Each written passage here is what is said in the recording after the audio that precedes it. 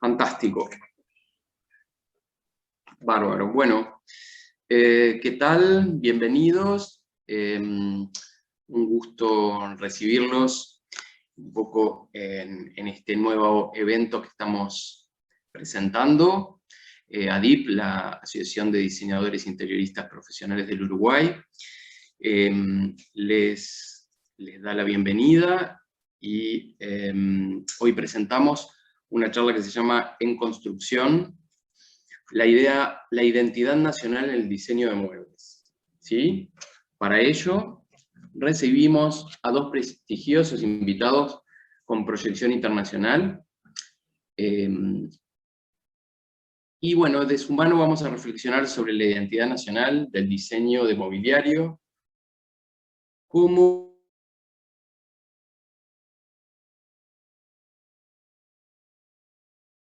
lo diferenciado o la globalidad nos absorbe. O sea, estamos haciendo varias interrogantes. Veremos en detalle casos de estudio interesantísimos que han interactuado estos dos disertantes y han hecho trabajo en conjunto con estudios de diseño uruguayos. Realizaron Hilos Invisibles en 2018 para The Art Gallery London Design Festival y Poetic Forms en 2019 con el London Design Fair. Para ello, bueno, tengo el gusto de presentarles al diseñador Mateo Fogale, diseñador uruguayo establecido en Londres, especializado en diseño de equipamiento y productos, así como en interiores, instalaciones, consultoría creativa y estratégica. Estudió en la Escuela de Arte Leonardo da Vinci y en la Universidad UAB de Venecia. Desde 2018 amplió su creciente cuerpo de trabajo con una serie de nuevas colaboraciones que incluyen una exhibición y colección de muebles diseñados junto con 7 estudios de diseño uruguayos y lanzados en The Art Gallery en Londres. Realizó curaduría del stand uruguayo en el London Design Festival por 2 años consecutivos y también la dirección creativa para Mixi Rose. Por otro lado, recibiremos también al diseñador Agustín Menini, diseñador industrial, egresado de la Escuela Universitaria del Centro de Diseño, codirector del estudio de diseño de mobiliario Menini Nicola, junto con Carlos Nicola. Fue presidente de la Cámara de Diseño del Uruguay en el 2015 al 2017. Es docente de diseño industrial en distintos centros de enseñanza. En la Escuela Universitaria del Centro de Diseño, en Diseño y Creatividad, en esa materia. En la UDE, dio licenciatura en Diseño de Mobiliario. En la ORT, en la licenciatura en Diseño de Interiores, que tuvimos el gusto de compartir un tramo. En la Facultad de Arquitectura, en el diploma de especialidad en diseño, especialización en diseño de mobiliario. ¿Sí? Así que, bueno, hechas las presentaciones del caso, los dejamos con ellos y será un gusto escucharlos. Muchas gracias, Andrés. Gracias. Por favor. Si les parece, compartimos ya la pantalla con la presentación. Bárbaro. ¿Me confirman si ahí están viendo bien la presentación? Sí. Sí, bien. Se ve perfecto. Bueno, antes de arrancar, me gustaría agradecerles a ADIP, Andrés, en tu presencia, digamos, a toda la asociación, por la invitación y por la generación del espacio. Realmente es algo bastante interesante. Y si bien con Mateo hace un tiempo hemos tenido oportunidad de laburar juntos, principalmente con las exposiciones hechas para Londres, reflexionar un poco sobre esto, creo que es como desempolvar un poco viejos intereses, entonces creo que estuvo bueno por ese lado. Si les parece, arrancamos. Bien. No sé si no te da la opción, perdón, de más grande, por ejemplo. Creo que tenés ahí un botoncito de ampliarlo. Ahí. Pantalla completa, ¿sí? ¿Puedes? En el medio, en la barra, yo estoy viendo uno que muestra 2 flechitas en diagonal, como que te permite verlo a pantalla completa, me da la impresión. Ah, Sí, pero acá me cambió, perdón. No sé qué fue lo que pasó ahí.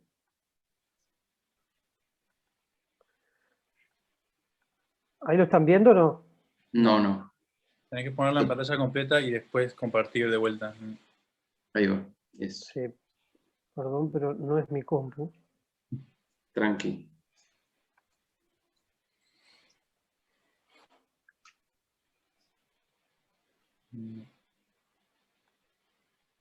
No sé si ahí lo ven.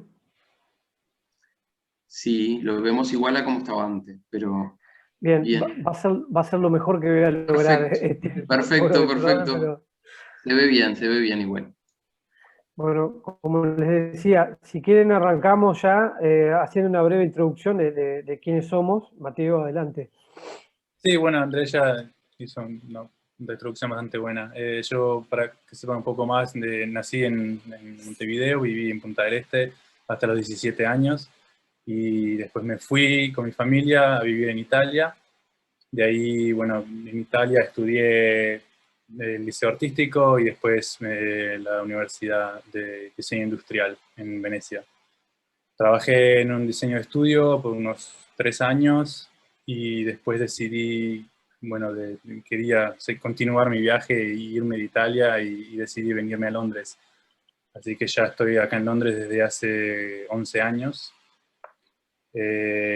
Cuando me mudé acá en Londres trabajé en un estudio también acá en Londres por 3 años y después empecé, digamos, quise explorar un poco trabajar por cuenta propia, por lo cual empecé trabajando con un compañero, hicimos una colección de muebles y la idea fue un poco ir contra el modo tradicional de trabajar, sobre todo acá en Europa, que es de diseñar para empresas, digamos, que producen los productos y venden y en cambio de royalties.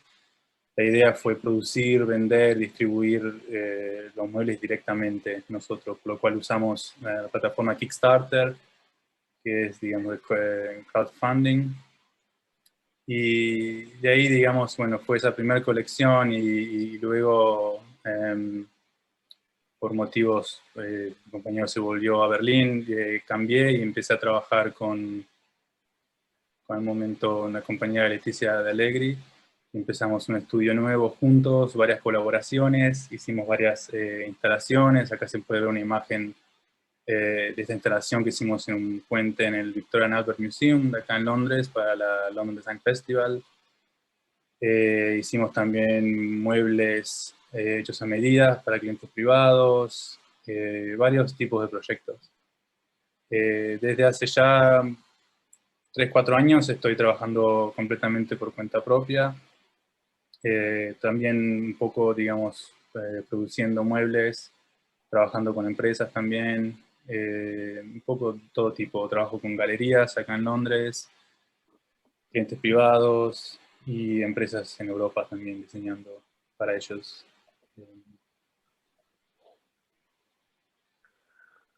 Bien.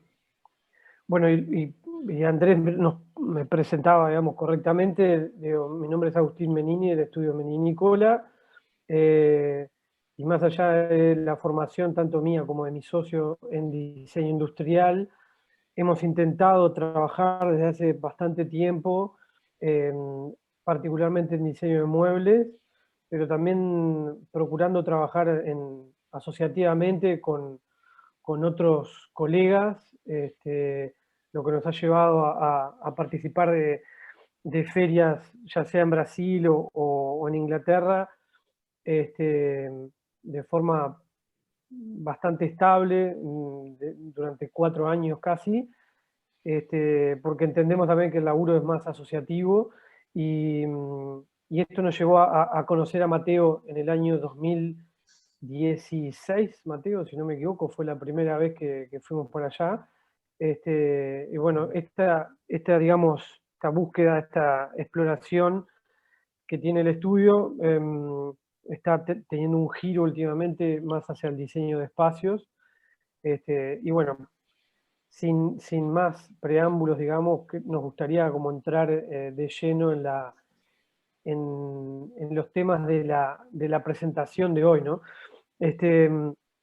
Cuando nos comentaron de la temática que ADIP había definido para estas charlas, para este ciclo de charlas, nos pareció súper pertinente.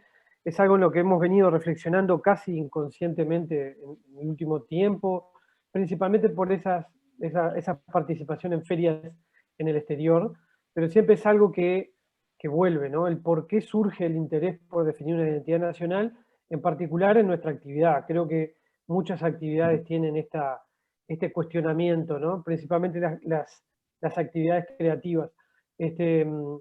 Y hablábamos con Mateo que todos como en cierta medida buscamos ser parte o pertenecer consciente o inconscientemente a un lugar o a una comunidad.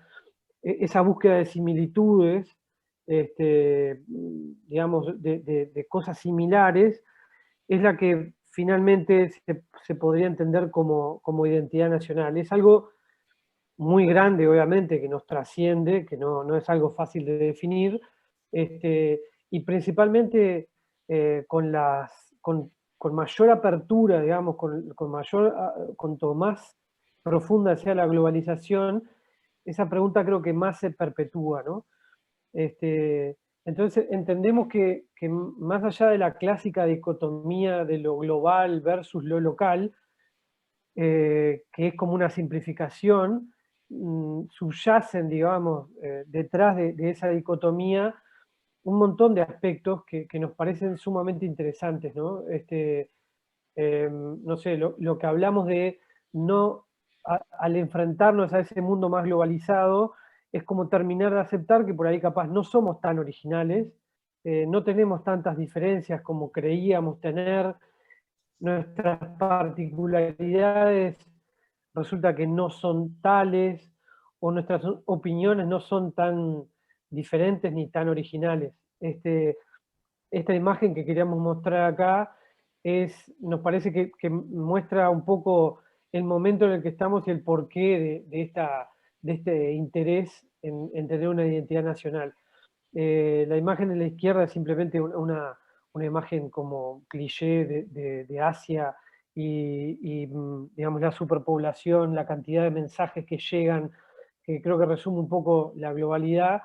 Y lo que tenemos del lado derecho es una imagen de un proyecto realizado por Marcelo Rosenbaum, que es un brasilero, con comunidades en Amazonas, que lo que hacen es ir a estas comunidades en el Amazonas para desarrollar productos en conjunto con un colectivo de diseñadores que viajan y están unos 20, 25 días conviviendo con ellos, y llegan a productos que después se exhiben en Italia, por ejemplo en Milán. Entonces, entre lo global y lo repetitivo y lo copiado y lo vuelto a copiar, surgen discursos que al menos nos resultan muy interesantes, que son historias únicas, aspectos imposibles de copiar, cosas que tienen que ver con el lugar de origen, cosas que tienen que ver con aspectos nacionales, de vida y hasta de materiales. Entonces, nos parecía interesante esa, digamos, diferenciación, y entendemos que Uruguay está viviendo a su manera, sin ser ni una China-Japón ultra lleno de mensajes, ni una Amazonia con cosas sumamente particulares. Estamos viviendo un momento como de intentar descubrir nuestra identidad, empezando a hacernos preguntas. Uno de los aspectos que veíamos con Mateo es el tema de la artesanía, que en cierta medida Uruguay no tiene un bagaje artesanal cómo tiene Colombia, México, Perú, Ecuador. Entonces, tal vez alquilar un poco más fino, hay que empezar a ver otros aspectos, ¿no? Reconocernos como lo que somos, como una gran proporción de migrantes europeos, que eso termina siendo un diferencial, todavía no terminamos de ver hacia dónde, pero nos parece interesante transitar ese proceso porque es necesario y creo que para Uruguay es imprescindible. Sí. Si nos ponemos a ver qué nos identifica a Uruguay en general en el mundo, tristemente, digamos, son muy pocas las cosas por las cuales somos reconocidos en el mundo, ¿no? El fútbol, la carne uruguaya, pero ¿qué otros aspectos, qué otras cosas terminan siendo realmente propios de nuestro país y que no se confundan con otro, ¿no? Hasta la propia carne, se podría decir que la carne argentina también tiene algunas particularidades. Entonces, nos gustaba pensar en realidad qué nos podría identificar y construir eso. Nos parece que como diseñadores tenemos la capacidad digamos, de construir nuestra propia identidad y sería interesante empezar a ver eso, ¿no? Que hay aspectos en el mundo que empiezan a identificar Uruguay y darle como una cuota de diferenciación con respecto a otros países, principalmente de la región, ¿no? Entonces, esa mirada hacia el futuro, la innovación desde muchos puntos de vista, innovación tecnológica, innovación en leyes sociales, sostenibilidad, arquitectura, diseño, ¿no? Lo que hablamos. Empezar a entender que tenemos algunos aspectos que no son los clásicos, ¿no? Que nos pueden diferenciar. Digamos, este puzzle de imágenes que estamos mostrando acá son algunos de los aspectos que entendíamos, que veíamos, que charlábamos con Mateo, de que podrían ser mucho más interesantes que algunos otros que ya son capaz que viejos o que no terminan de mostrarnos con todo el potencial que nosotros entendemos que podríamos tener, ¿no? Sí, yo creo que solo para agregar algo es un poco también de experiencia personal, digamos, que tuve, ¿no? De todo esto, justamente cuando la primera vez que nos conocí, que nos encontramos, digamos, con los estudios de diseño que estaban mostrando acá en Londres, para mí fue muy interesante como ver cómo Uruguay estaba intentando, digamos, ¿no? Participar en estas ferias internacionales. Y para mí me despertó mucha curiosidad de saber cómo se estaban presentando y qué es lo que presentaban para identificarse con el resto, ¿no?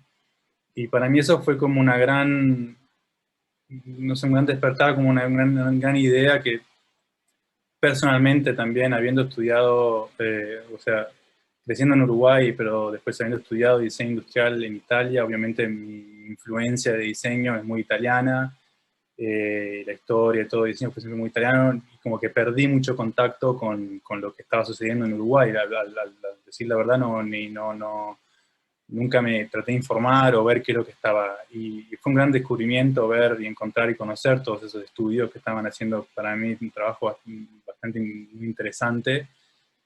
Y ver que estaba creciendo un poco esta idea de encontrar una identidad uruguaya en el diseño.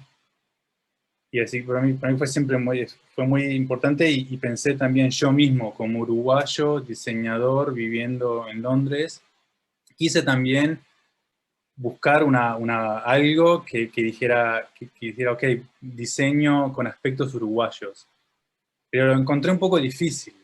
Personalmente lo encontré bastante difícil, porque ¿qué es el aspecto uruguayo en el diseño?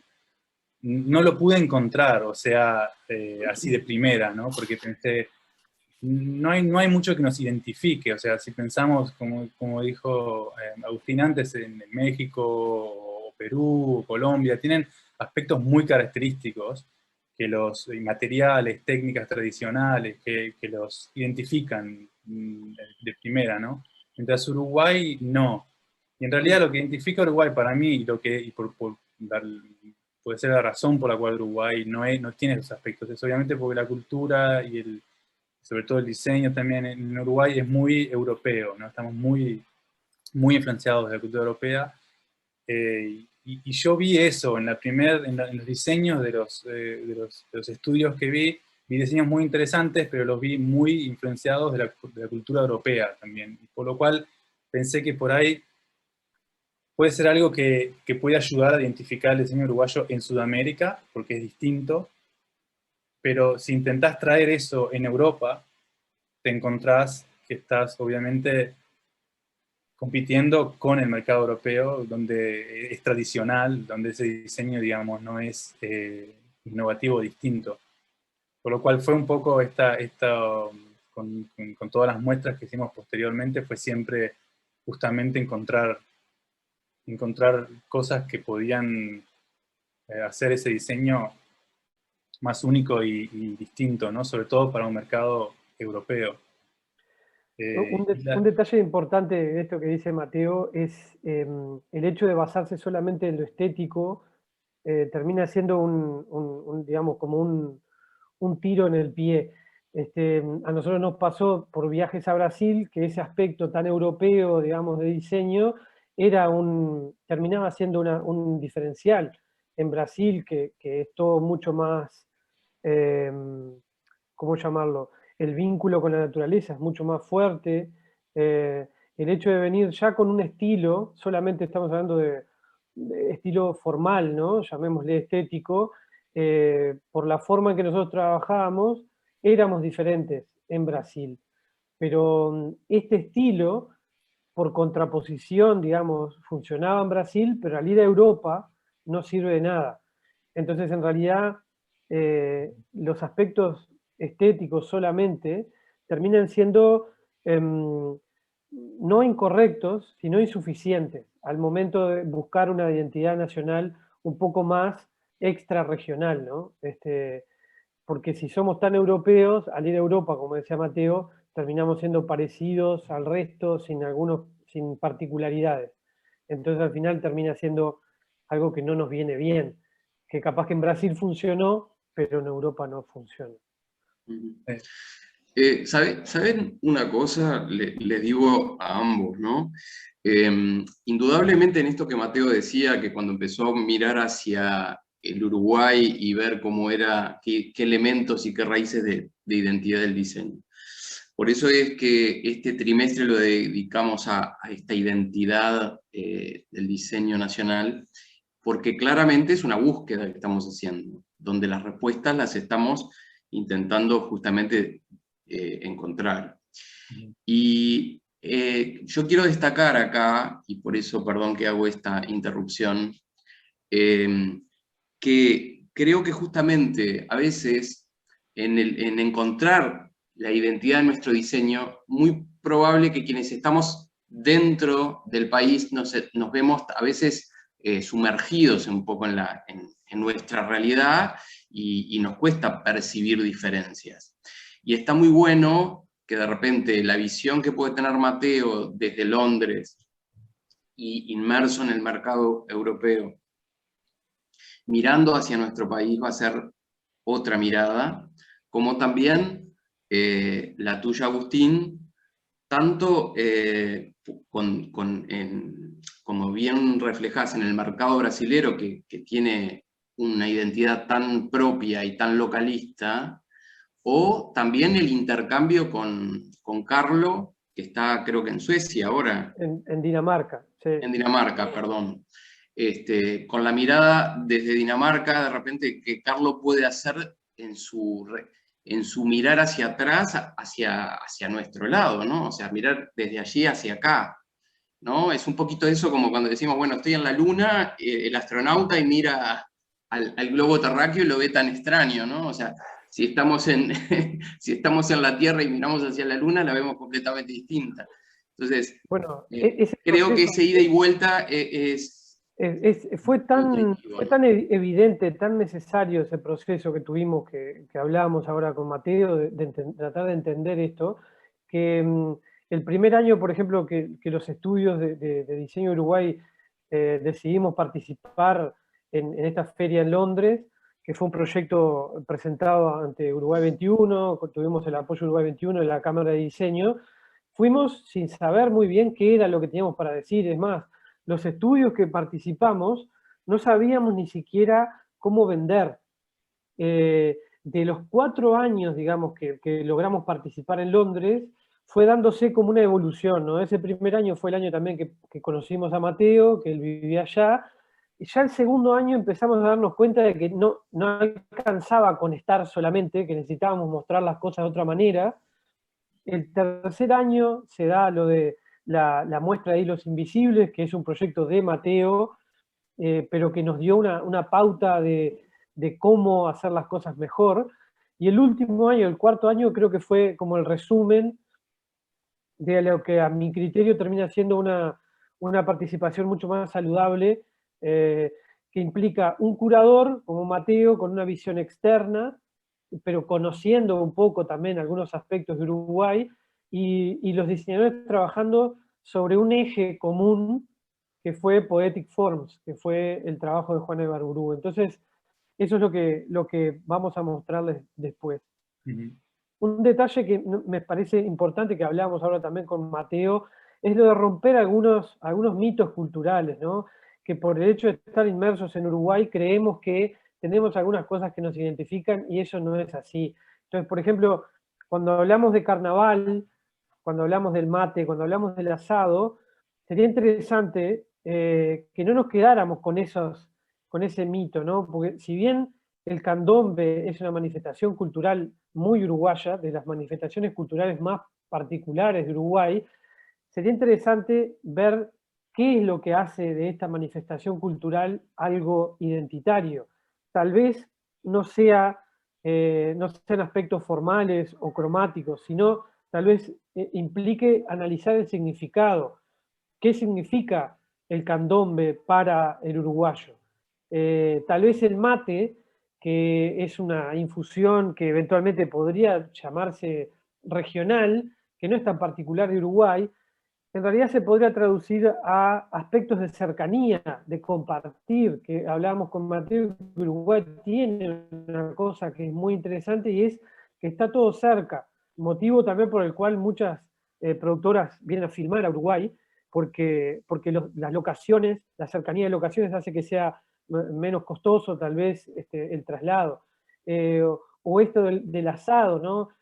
No es el asado en sí, sino es la simplicidad tal vez de la carne a la parrilla, de un producto muy simple pero de excelente calidad. Entonces, al final nos gustaba como tratar de trascender esos mitos y tratar de reflexionar un poco más en profundidad para tratar de descubrir cosas nuevas y que esas cosas nuevas puedan llegar a ser interesantes fuera de fronteras. Sí, por ejemplo, también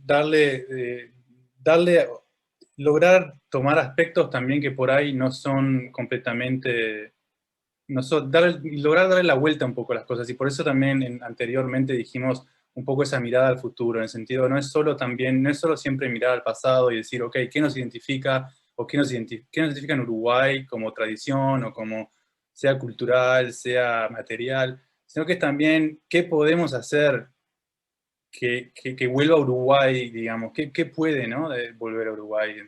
Por ejemplo, sabemos que, ok, la carne, el asado, es algo que es típico, que pensamos siempre en Uruguay, pero también sabemos que hoy en día es un tema muy delicado, ¿no? Porque sabemos que, bueno, se sabe por varios estudios y eso, gente que dice que no, gente que dice que no, que sí, pero sabemos que es un problema la producción de carne para el medio ambiente, por ejemplo, ¿no?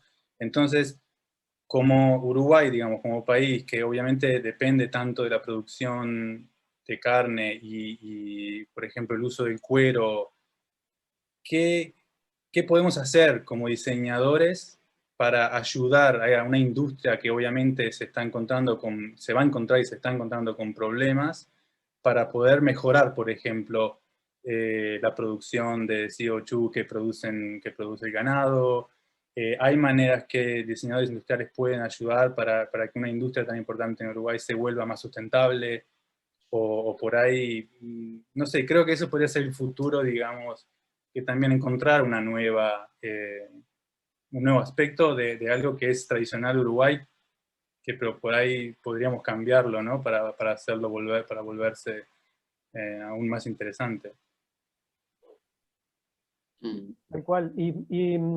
Nos parece que los dos proyectos que vamos a presentar ahora, que Mateo va a presentar, tanto Hilos Invisibles, que fue el proyecto desarrollado por Mateo, basado, digamos, todo alrededor del trabajo del arquitecto Julio Vilamajó, y Poetic Forms, que fue la temática seleccionada para la última participación de Uruguay en el London Design Festival en 2019, creo que redundan un poco en eso, ¿no? En ir un poco más allá, en tratar de vernos de otra manera y en descubrir o construir aspectos identitarios de Uruguay que son, a nuestro entender, mucho más ricos, motivadores y que generan al menos una visión, o pretenden generar una visión de Uruguay a futuro mucho más saludable, creo yo, desde lo creativo, ¿no? Mateo, vos me decís si Sí. yo voy pasando, ¿te parece? Sí. Sí, Los Invisibles surgió como resultado, digamos, sí, pasar a la próxima si querés. El resultado fue yo respondí a la Open Call que hizo el British Council acá en Londres para participar a esta residencia en la Casa Museo Vilamajó. Fue hecho, la Casa Museo le propuso al British Council de hacer esta residencia abierta a creativos en Londres. Creativos de todo tipo, no estaba enfocado a ningún, podrían ser escultores, pintores, fotógrafos. Mi propuesta para participar, la cual fue seleccionada, fue que quería, digamos, investigar el trabajo de Vilamajó, no solo desde el punto de vista arquitectónico, que por ahí era lo más obvio y más conocido, sino que quería explorar un poco más lo que era el trabajo de interiores y de mobiliario. Como diseñador industrial y de mobiliario, quería explorar eso un poco más. Y mi propuesta fue, sin saber qué es lo que iba a encontrar en los archivos, en realidad, porque todo lo que sabía, simplemente me dijeron que la residencia era en la casa de Vilamajó y que había un archivo bastante importante de Vilamajó. Y bueno, mi propuesta fue estudiar un poco esos archivos y ver cómo podía influenciar mi trabajo con lo que encontrara en este aspecto. Y mi sorpresa, mi gran sorpresa, fue que cuando fui a los archivos de Vilamajó en la Facultad de Arquitectura, en realidad me encontré no con un archivo de Vilamajó, arquitecto, sino que los archivos eran del carpintero que fabricó todos los muebles y los diseños de interiores para Vilamajó. Y otros arquitectos también, por lo cual los archivos es enorme, para mí es espectacular, fue como encontrar oro, porque vi todos estos dibujos originales, en escala, 1:1, todos estos diseños muy interesantes del carpintero, hechos para Vilamajó, y también con algunos bocetos que obviamente serán de la mano de Vilamajó. Por lo cual mi primer pensamiento fue, ya esto necesita dedicarle una muestra solo a esto, porque para mí ya esos archivos eran ya, para mí, yo los enmarcaría todos y los pondría en una galería. Pero buscando un poco ideas y pensando qué hacer con estos dibujos y qué hacer con este material, obviamente pensé en un libro, un catálogo, una muestra.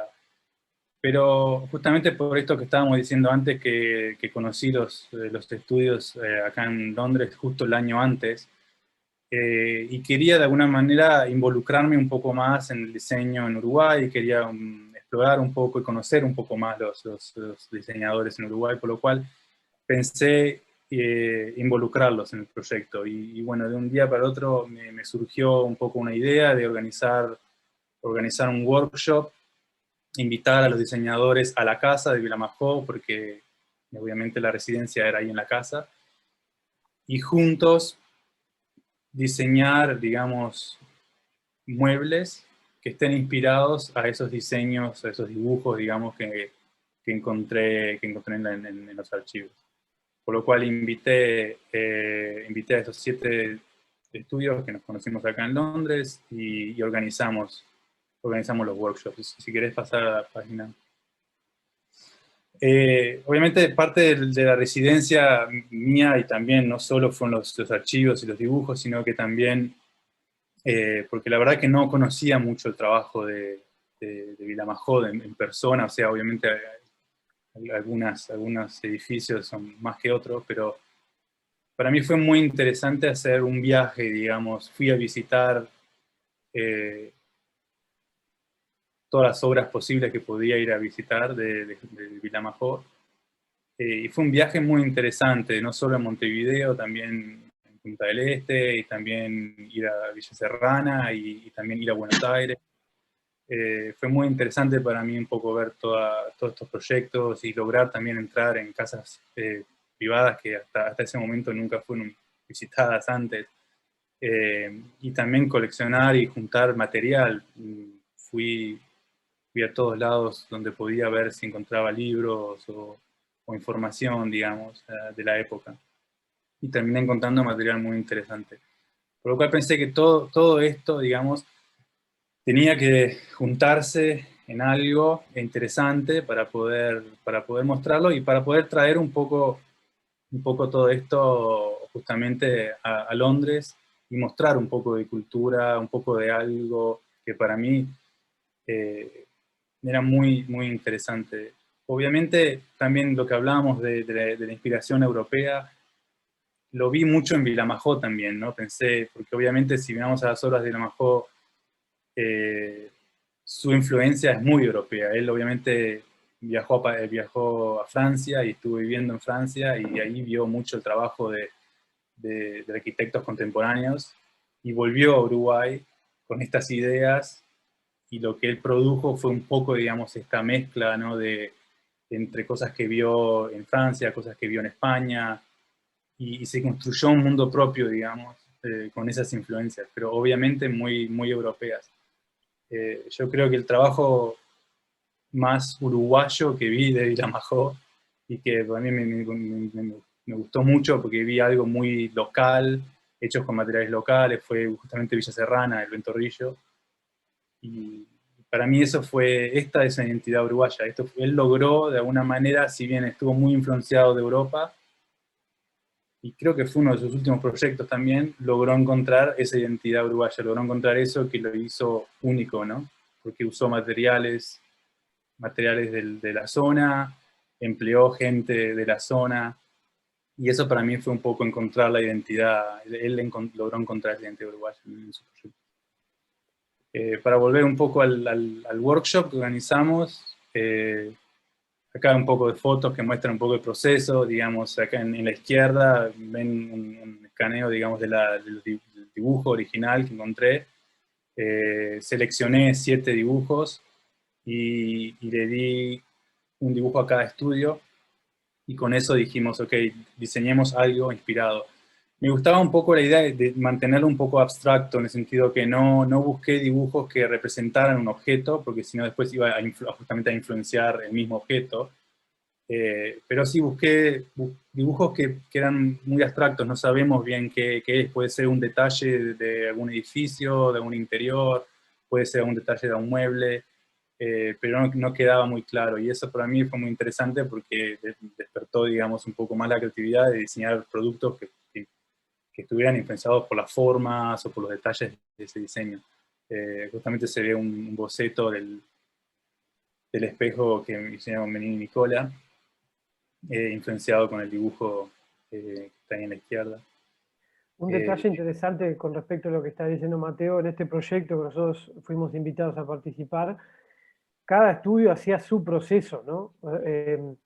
Investigar el laburo de Vilamajó como arquitecto era uno de los caminos. En particular a nosotros, en el estudio, nos interesó mucho más el aspecto humano de Vilamajó, que resultó ser muy interesante. Al parecer era un vecino que tenía algunas rutinas diarias y que curtía bares en el barrio.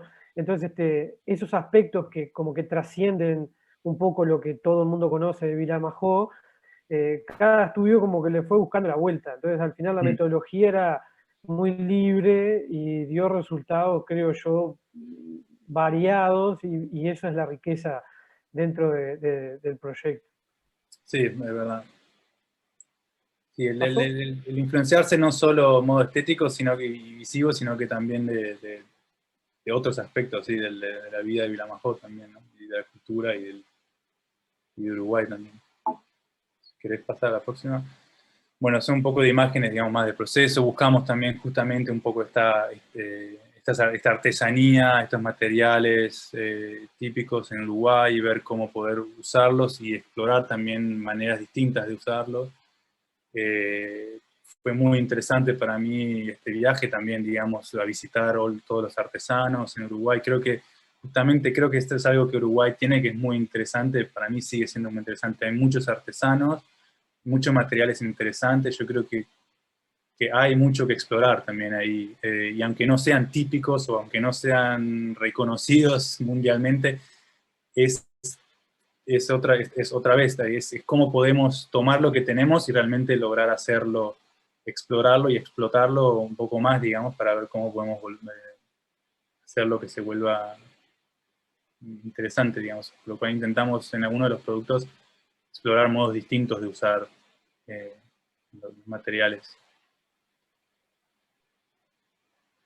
Estos son los resultados, digamos, los productos diseñados, como vemos, materiales como la estructura, en la silla y las maderas, digamos, el cuero, intentar usar productos, materiales, digamos, nacionales, todos influenciados un poco por los aspectos que decíamos antes. Los muebles después fueron mostrados en The Avant Gallery, como decíamos antes. Es una galería bastante importante acá en Londres, está en el último piso de un negocio, Aram Store, muy, muy reconocido acá en Londres. Tiene una galería que está justamente para proyectos un poco más, exploren un poco distintos aspectos. Aquí mostramos todos los trabajos, junto con también material de la casa y todo el proceso, digamos, que hubo detrás de los diseños de los muebles. A la gente, nada, fue muy interesante también mostrar el aspecto de Vilamajó, introducir Vilamajó como arquitecto en Uruguay, con el trabajo que hizo también para las Naciones Unidas, con Le Corbusier, digamos, aspectos que realmente impresionó a mucha gente, porque no conocían.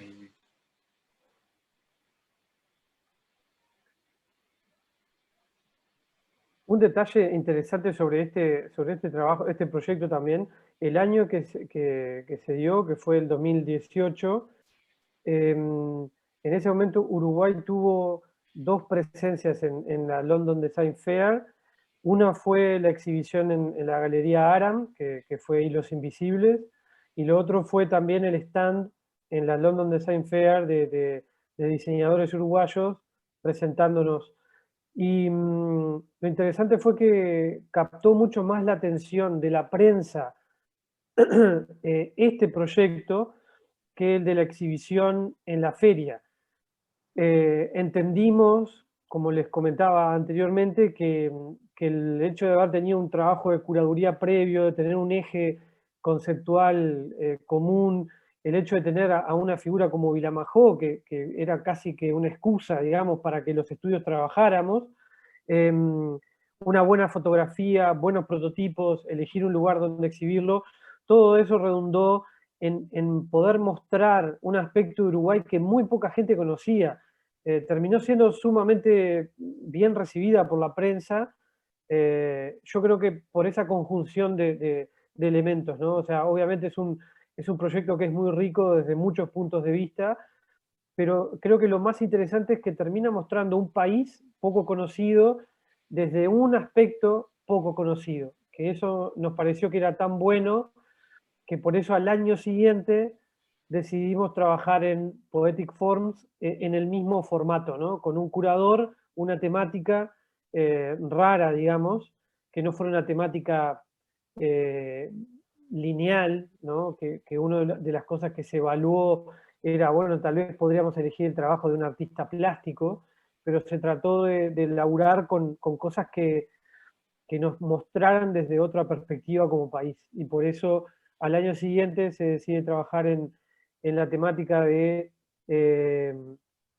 los 100 años de publicado el libro Lenguas de Diamantes de Juana Ibarburu, que investigando un poco nos dimos cuenta de que fue una poetisa sumamente rupturista para su época, y eso nos pareció sumamente valioso, ¿no? Como país, a veces uno no sabe ni lo que tiene, un poco lo que decía Andrés al principio, estar inmerso acá, y nos pareció un pretexto como para tratar de trabajar desde el diseño en otros aspectos, ¿no? Mateo, vos decime y yo voy cambiando. Sí, no, no, genial, explicaste muy bien. Explicás mejor que yo.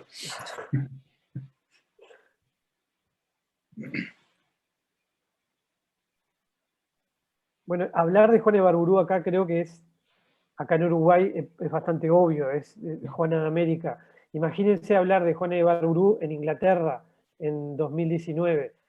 Era un bicho raro. Y sin embargo, ese aspecto, el hecho de que trabajáramos en base a un libro de poemas de 1919, terminó siendo uno de los aspectos que nuevamente captó la atención de la prensa y mucha gente que terminó viendo en el laburo de los estudios como una particularidad de país que resultó cautivadora, digamos. Sí, porque también, retomando temas, para mí Uruguay, no sé, siempre pienso natural, ¿no? O sea, los materiales, el estilo de vida también y todo, y un poco también el trabajo de Juana de Ibarburu volvía también ese tema, ¿no? De la relación con la naturaleza. Y efectivamente se ve en muchos de los productos y fue algo muy receptivo también para las personas que vinieron a visitar, que veían un poco ese tema a la naturaleza y que creo que, o sea, funcionó un poco ese, el ejercicio que intentamos hacer, ¿no?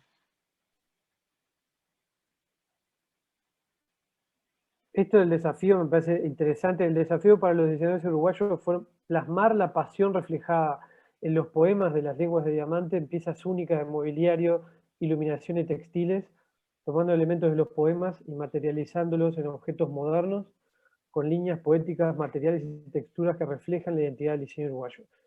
Al menos en nuestro caso, y creo que coincidimos con el resto de los estudios, nunca habíamos diseñado productos en base a un poema.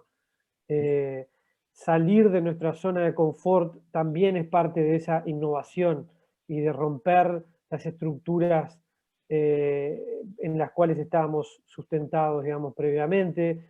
Ese salir vale la pena, ¿no? Romper esa especie de comodidad nos parece que es algo que deberíamos casi que asumir como algo rutinario, ¿no? O sea, en Uruguay no podemos seguir mirando hacia el pasado pensando que vamos a encontrar todas las respuestas ahí. Y nos parece interesante, hablábamos con Mateo también, tratar de proyectarnos hacia el futuro con la vara un poco más alta, ¿no? Sí, porque fue justamente como en la curaduría también un poco el aspecto de eso. Obviamente sabés que tenés varios estudios, digamos, y diseñadores y creativos que cada uno tiene su estilo, cada uno tiene su preferencia de material o de productos, por lo cual buscás de alguna manera coordinar, digamos, la muestra, pero tampoco que se vuelva que todos los productos son iguales, ¿no? Por lo cual la idea también de estar influenciados por poemas dejaba también un poco el aspecto libre, digamos, a los diseñadores, de que no necesariamente tuvieran que usar los mismos colores o las mismas formas, o que no terminaran todos, digamos, influenciados del mismo modo, digamos, ¿no? lo cual fue bastante interesante ver también distintas propuestas y también hubo un poco la curaduría en el sentido a las propuestas después se le hizo también un feedback, digamos, en por ahí cambiar un poco color o cambiar un poco material para poder hacerlo así, que vayan un poco mejor con el resto de los productos. Pero un poco fue eso, justamente alguien, Florencia Delgado, escribió que buscaría la identidad en lo cultural, incluso en lo intangible. Justamente esto fue lo que hicimos acá, ¿no? Buscar un poco, si no tenemos esa cultura, ok, ¿qué colores identifican Uruguay? ¿O qué materiales identifican Uruguay? ¿Qué puede ser que identifique Uruguay de modo cultural, que no sea necesariamente un material o un color? Y un poco fue ese el ejercicio. Y tal cual te iba a comentar lo que Florencia había dicho, pero estaba esperando el momento indicado. Sin duda que sí, que tiene mucho que ver. Pero es interesante cómo se ve, digamos, una coordinación al final, ¿no? Sí, se buscó un poco esa coordinación, pero no fue muy forzada tampoco, porque un poco las artesanías, los materiales, están ahí, son esos y son muy buenos. La calidad, la gente quedó muy impresionada por la calidad de los productos, porque son productos, sí, artesanos, pero de otro nivel. O sea, es una artesanía con mucha calidad, con mucha definición, que eso yo creo que hace Uruguay bastante especial, sobre todo, como decíamos antes, con un poco esta globalización de poder producir en China números muy grandes muy fácilmente, o al contrario, tener artesanías que en realidad, bueno, artesanías pero que no son de diseño. Todos estos productos yo creo que se posicionan muy bien en un lugar intermedio, ¿no? Donde no son artesanías, son productos de diseño, pero hechos de modo casi artesanal, pero no son productos, digamos, de gran escala industrial, digamos.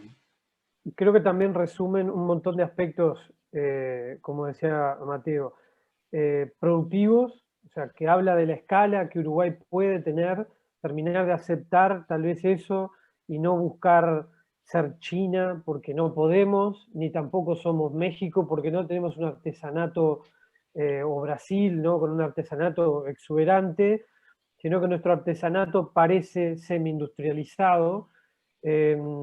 Los materiales terminan siendo materiales mucho más rutinarios, al menos de la forma que lo vimos. Ese año participó también Manos del Uruguay, participó Estudio Tosca, que también trabaja con ágatas y amatistas de una manera diferente. Carolina Palombo trabajó con un tejido que es muy reconocido tal vez en diseños más modernistas brasileños, pero reconsiderado en esas luminarias que vemos ahí.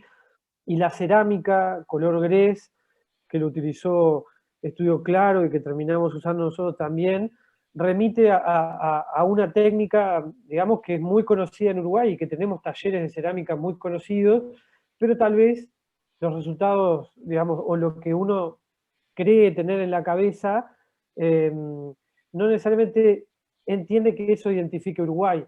Entonces, este tipo de cosas terminan siendo como reflexiones, ¿no? Aportan a esa reflexión y son un aspecto más, nunca es el definitivo, ni mucho menos, ¿no? Digo, estamos hablando de algo que probablemente si mañana tuviésemos otra exposición, el resultado sería completamente diferente, porque también tiene que ver con el momento, con el estado del arte, y creo que esas reflexiones son necesarias, ¿no?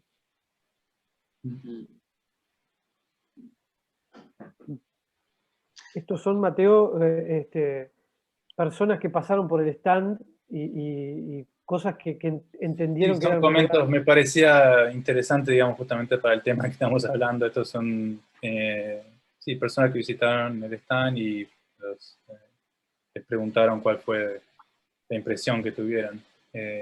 Y justamente creo que son temas de lo que estuvimos hablando. Y estos son dos ejemplos, pero creo que la mayoría comentaron un poco las mismas cosas, un poco los materiales, la naturaleza, el aspecto del storytelling, que lo encontraron muy interesante.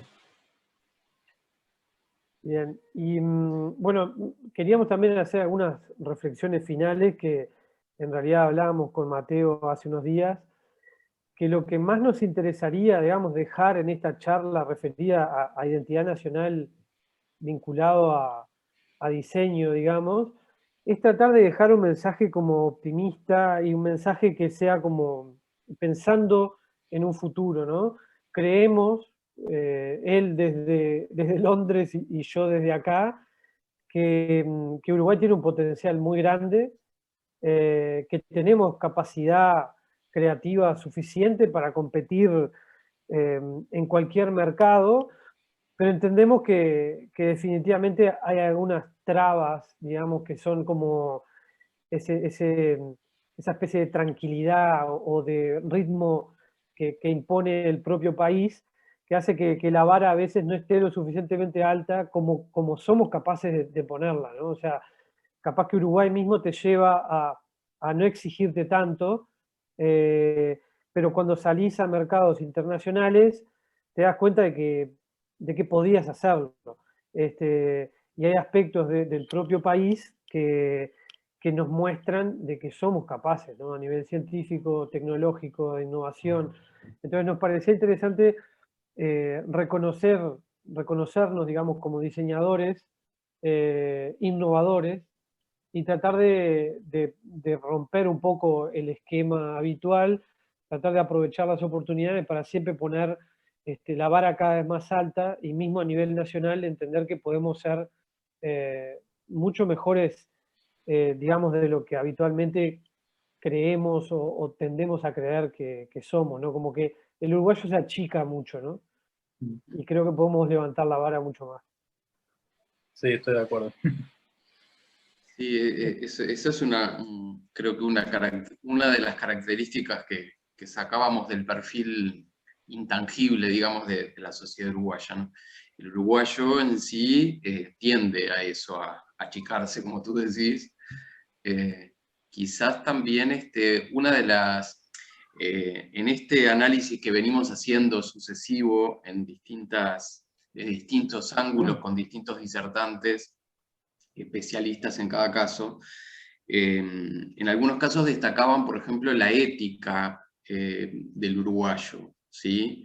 Como una señal de identidad.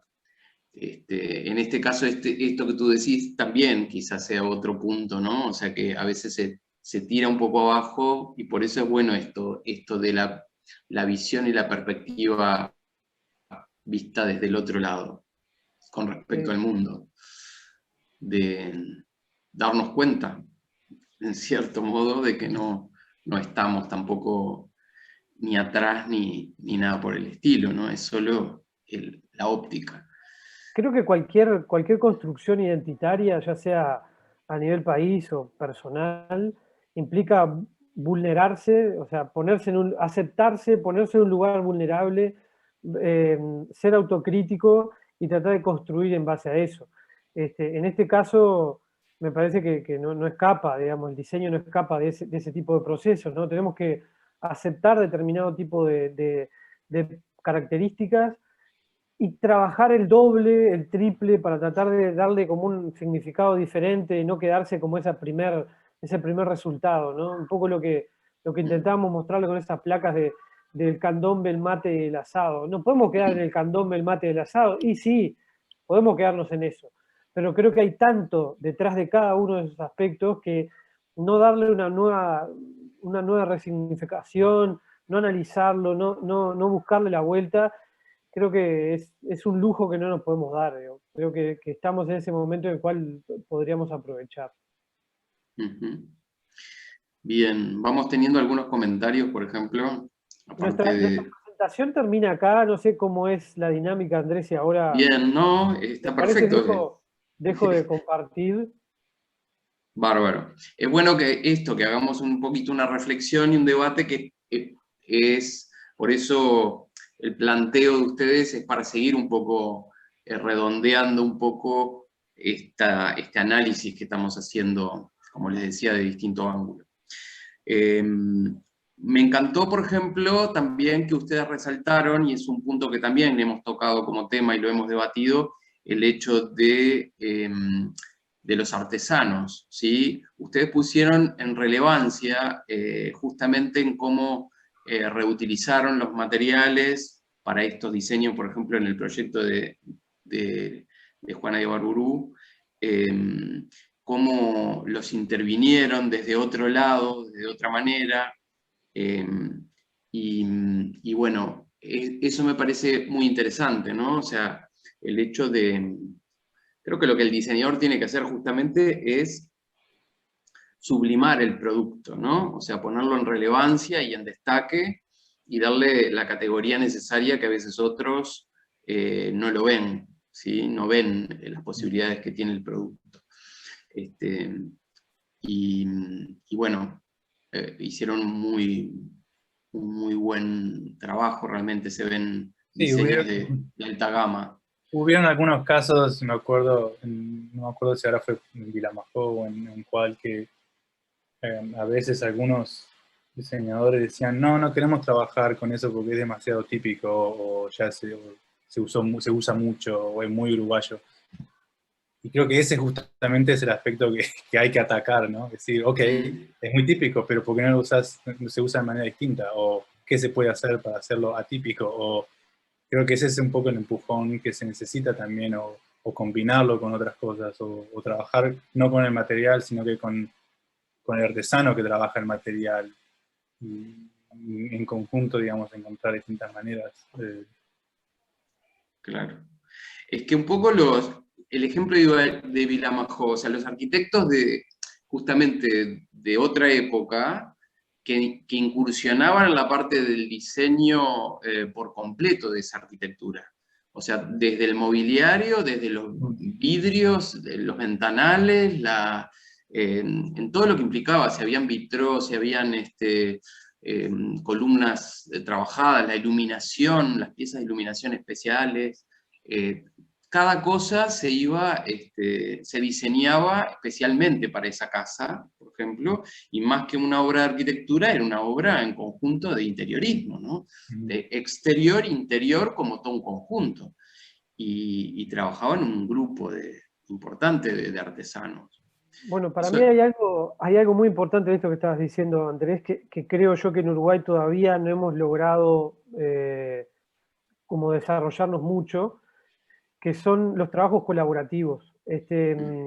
Una de las conclusiones, al menos que nosotros llegamos cuando Mateo hizo su proyecto de Vilamajó, es que nadie conoce el carpintero de Vilamajó.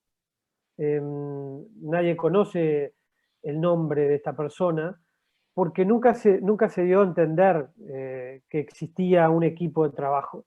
Y a nosotros nos ha pasado de nuestros viajes a Brasil, por ejemplo, de que la carpintería de Lina Bobardi, por ejemplo, que era Marcenería Balaúna, es una carpintería muy conocida hasta ahora, y el propio, uno de los carpinteros con los que llegó a trabajar Lina Bobardi en uno de los últimos proyectos, antes de morir, es un diseñador que se llama Paulo Alves, que tiene una marca obviamente muy enfocada en madera y todo. Y el carpintero de Niemeyer era Zanine Caldas. El hijo de Zanine Caldas es un diseñador muy conocido en Brasil. Entonces creo que tanto de verlo en Brasil o mismo en verlo en Europa, las colaboraciones son mucho más naturales, mucho más explícitas. Sí, estoy trabajando con tal. Creo que eso es un aspecto en Uruguay que no sé por qué no se da, el hecho de decir, bueno, yo estoy laburando como interiorista, junto con tal estudio de arquitectos, junto con tal diseñador, con tal artesano, es como que todo, hay un grupo, digamos, de profesionales que trata como de cerrar como la frontera, ¿no? Y creo que es al revés, o sea, mismo nos pasó a nosotros, nuestra forma de trabajar con Brasil fue casi de la mano de un diseñador brasilero que nos llevó a marcas, de la mano literal. Entonces creo que ese tipo de colaboraciones, como lo que hicimos en Londres, ¿no? De que todos los estudios trabajando con un fin común, termina siendo También, competencia y al mismo tiempo complementario, ¿no? sí, justamente también, Agustín, que no lo mencionamos, pero que deberíamos, y sobre todo porque fue parte del proyecto, la colaboración que hicimos con todos los productos, gran parte de los productos de Vilamajó fueron producidos por Amtica, ahí en Montevideo, y fue justamente esta colaboración que fue muy interesante del proyecto, porque estábamos trabajando con el carpintero de Vilamajó, y cuando varios estudios me introdujeron por primera vez con Amtica, pensé, está pasando lo mismo, o sea, la mayoría de los estudios ya trabajan con este carpintero y trabaja muy espectacular, un trabajo muy bueno, y por lo cual fue parte del proyecto decir, ok, tenemos que colaborar con Amtica, como Zenjanovic trabajaba con Vilamajó, ¿no? Hicimos un poco de ese trabajo también. Pero a ver, yo creo que desde todas las épocas, porque si vamos para atrás y decimos un Miguel Ángel Buonarroti que te hacía tanto, construía con cúpulas espectaculares y también te hacía las esculturas y también te pintaba, me explico, de repente los techos al fresco, o si nos venimos más acá en el tiempo y decimos, yo que sé, un Le Corbusier, por ejemplo, que también... Sí, hacía su arquitectura espectacular, pero también hacía el mobiliario y diseñaba, y pasaban por las distintas áreas. ¿Por qué? Porque en la rama, digamos, del arte, o sea, el artista es sensible y cuando ya está en esa área busca, ¿no es así? Y si no, se rodea de buenos artesanos para que complementen sus ideas y sus proyectos, ¿no? Entonces, esto que tú decís, Agustín, hoy, en el área, como en otros países lo hacen sabiamente, capaz que en nuestro país no pasa así todavía aún, pero el hecho de las alianzas estratégicas con otros artesanos y estudios para lograr una obra terminada desde todos los ángulos. Me encanta, por otro ángulo, antes de que cerremos, les quiero leer algunos comentarios del chat que están muy lindos, pero quería solamente hacerles comentarios. Me encantó también todo ese trabajo de Juana Ibarburu, quizás porque me toca muy de cerca. Mi mamá era amante de la poesía de Juana, y siempre había una poesía preferida que tenía, que era La Higuera, de Juana Ibarburu, y de hecho siempre la declamaba de memoria y etcétera. Tal es así que cuando cumplió los 90 años, en la fiesta que se hizo y todo eso, la declamó de memoria, ¿no? Delante de todos. Yo se lo puse escrito por si se lo olvidaba o algo, y sin embargo ella sacó el papel de lado, ¿viste? Y la leyó delante de todo el mundo.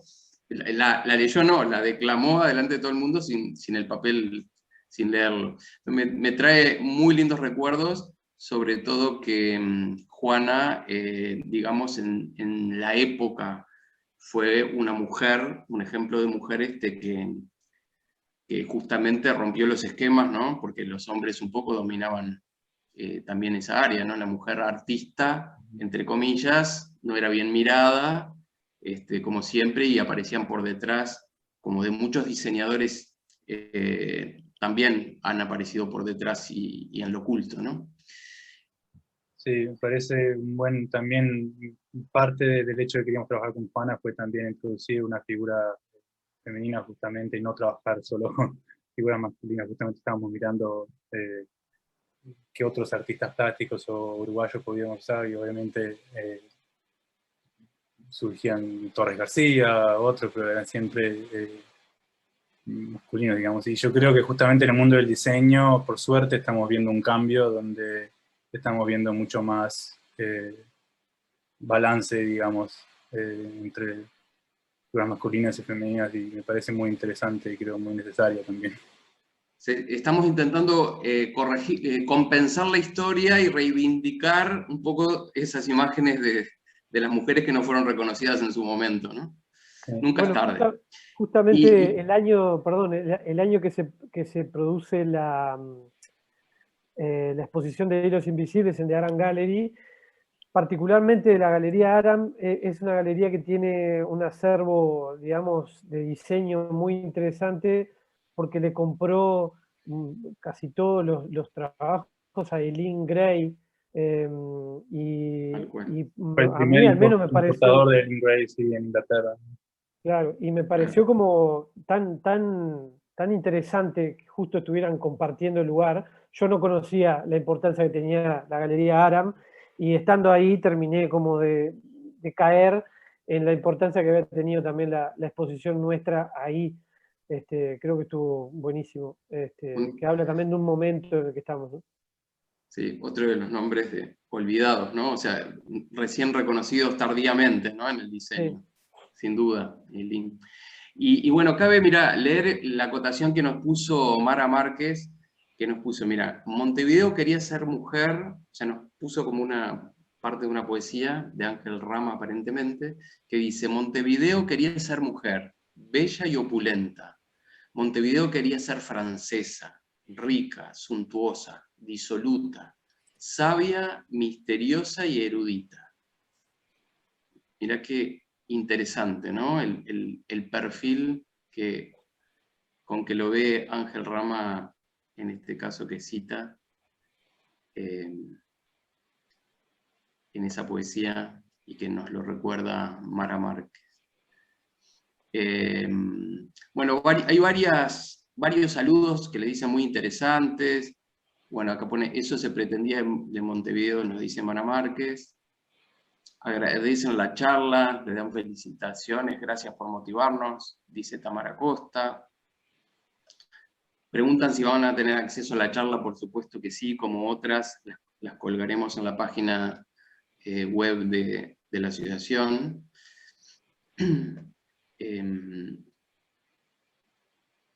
Ya les estamos nombrando.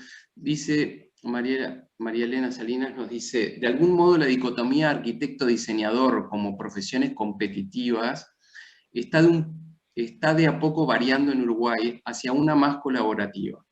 Desde su estudio, estamos trabajando en interiorismo en forma conjunta con otros estudios de arquitectura, desde el arranque del proyecto, lo cual lleva a mejores resultados en el conjunto final.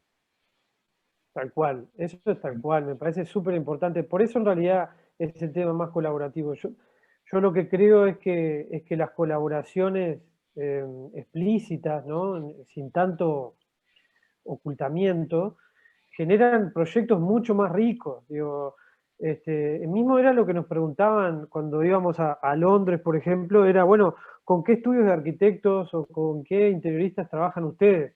¿A quiénes le venden sus muebles? Y no era tan fácil para nosotros responder, y en Brasil nos pasaba lo mismo. Yo creo que en lo que redunda es en resultados mucho mejores. Volvemos a lo que decíamos al principio, ¿no? Eso de levantar la vara. Sin Vamos a duda. obtener mejores resultados, vamos digamos, a crecer como profesionales todos. Obviamente que son más exigentes esos proyectos, pero creo que de eso se trata también, ¿no? Sin duda, sí. Sí, es un poquito esto que decíamos antes, ¿no? Que quizás la misión que tiene un poco el diseñador en todos los casos, y no es una opinión para nada dentro del diseño elitista, sino desde todos los ángulos, aún en el marco más humilde, el diseño puede poner en relevancia y darle categoría al producto, ¿no? O sea, a lo que fuera en cuestión. O sea, se trata de darle relevancia y darle destaque con esa mirada diferente que el diseñador tiene para aportar, ¿no? O sea, tanto sea de la estética como de lo funcional también. Sí, sí, tal cual. Bueno, fantástico. Si les sigo leyendo, son todos felicitaciones, agradecimientos que les van dando cada uno. Acá Federico Fontes dice, cuando hablaron de la identidad del diseño uruguayo y lo compararon con el de la región, la diferencia que notaron es que en Uruguay, al no tener raíces indígenas, por los hechos que todos conocemos, el diseño uruguayo se parece más al diseño europeo.